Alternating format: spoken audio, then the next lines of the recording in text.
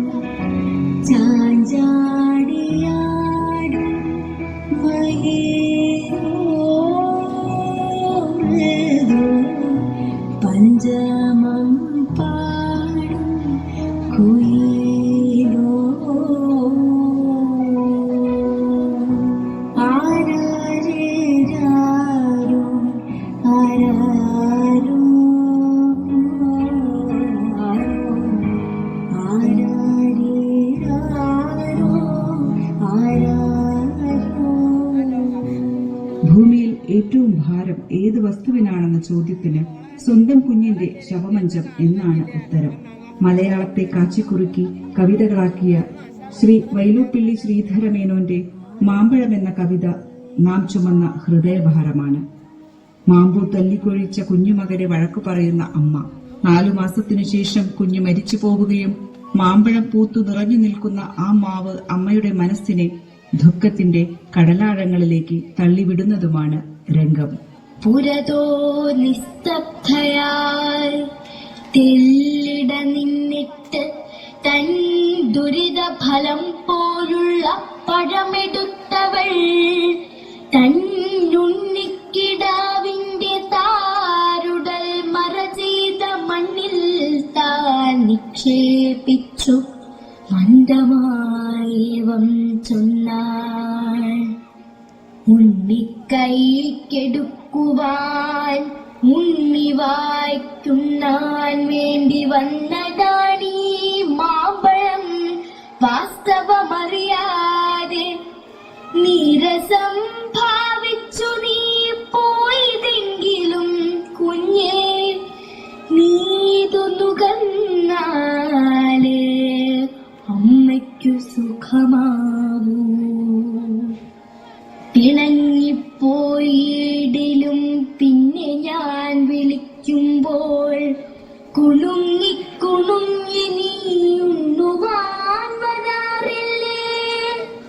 വരിക കണ്ണാൽ കാണാൻ വയ്യാത്തൊരൻ കണ്ണനെ, വരിക കണ്ണാൽ കാണാൻ വയ്യാത്തൊരൻ കണ്ണനെ.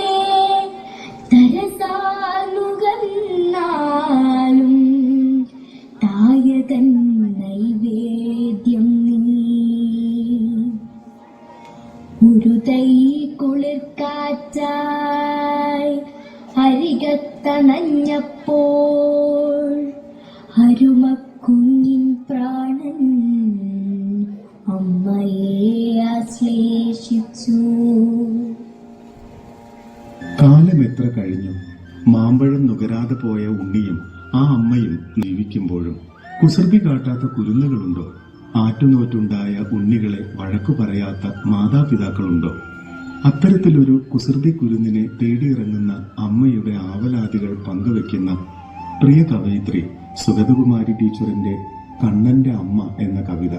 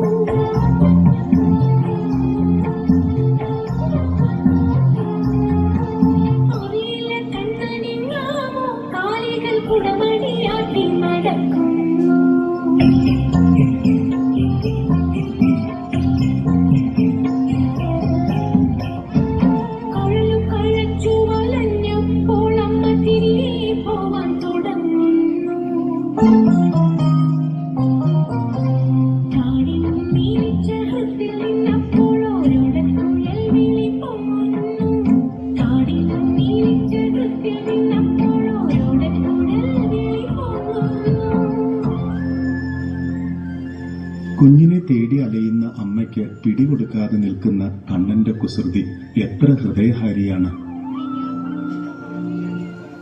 മലയാളത്തിന്റെ ത്യാഗോജ്വലയായ അമ്മയാണ് ഇടശ്ശേരിയുടെ പൂതപ്പാട്ടിലെ അമ്മ. ഗ്രാമത്തിലെ കുന്നിൻ ചെരുവിൽ പകൽ മുഴുവനും കഴിയുന്ന പൂതം എഴുത്തിനു പോകുന്ന ഉണ്ണിയെ തന്റെ മകനാക്കാൻ ശ്രമിക്കുന്നതും കുഞ്ഞിന്റെ സ്വന്തം അമ്മയെ കബളിപ്പിക്കാൻ നോക്കുന്നതുമാണ് കവിതയിലെ ആദ്യ ഭാഗം.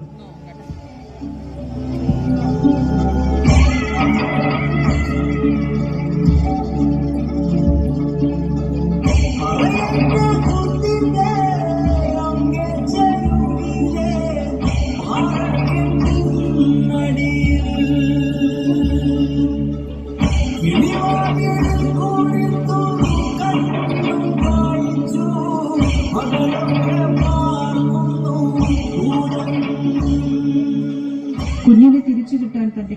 പോലും ചൂഴ്ന്നെടുത്ത് പൂതത്തിന് നൽകുന്ന അമ്മ, തെച്ചിപ്പൂ പറിച്ച് കുഞ്ഞിനെയുണ്ടാക്കി അമ്മയ്ക്ക് നൽകുന്ന പൂതം, അവസാനം പൂതത്തെ ശപിച്ച് ചാമ്പലാക്കാൻ നോക്കുന്ന അമ്മയുടെ മുന്നിൽ പൂതം തോറ്റു പിന്മാറുന്നു.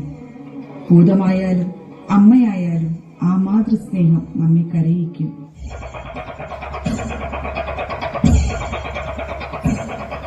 മാതൃഹൃദയത്തിന്റെ തീയിൽ വെന്തുരുകിയ പൂതമെന്ന അമ്മയുടെ മനസ്സിന്റെ നീറ്റൽ കാണാതെ പോകാനാവില്ല.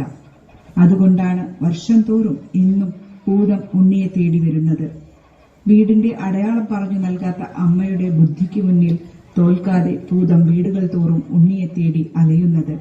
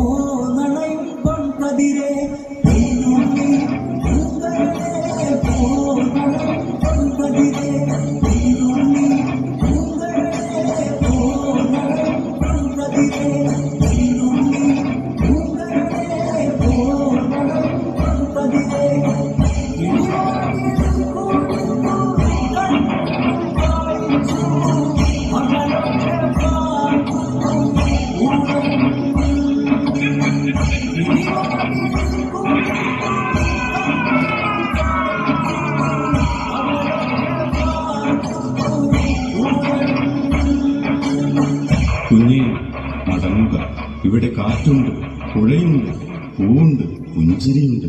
കുഞ്ഞേ മടങ്ങുക, ഞാനുണ്ട്, നീയുണ്ട്, ആട്ടമുണ്ട്, ആർപ്പുവിളികളുണ്ട്. നിന്നിലേക്ക്, നിന്റെ നന്മയിലേക്ക് കുഞ്ഞേ മടങ്ങുക.